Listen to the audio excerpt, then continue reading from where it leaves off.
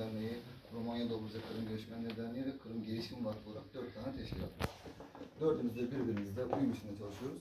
Burada da tek bizim örnek aldığımız şiar rahmetli İsmail Gasparoğlu'nun dilde fikirde işte birlik şiarı. Biz her zaman için birbirimizle beraberiz. Her zaman için kalbimiz Kırım için atıyor, Ukrayna için atıyor. İnşallah bir gün tekrardan, ben 2012 yılında orada bulundum. İnşallah tekrardan oraları gezme fırsatı, dolaşma fırsatı, yerleşme fırsatları bulacağız. Şimdi Türkiye'de Tatar dediğiniz zaman akla Eskişehir geliyor. Eskişehir dediğiniz zaman da Eskişehirspor geliyor. Biz de size şöyle ikisinin iki değerinde bir arada bulunacağı bir hediye yaptık. Şöyle bir gösterelim. Ön yüzünde Vatan Kırım yazan.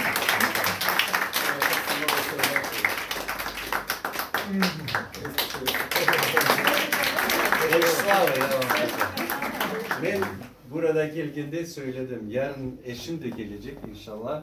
Ben dedim onların programmasından ayrılıp Vyacheslav Bey'le beraber Eskişehirspor'a vararak futbol çok sevgili arkadaşımız.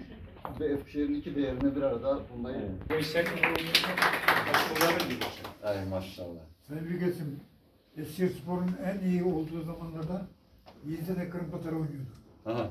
Yani hepsi takırtma diye öbürleri anlamıyor. Sağ olun. Ne diyorsun hocam? Şöyle takalım. Kalkacağız.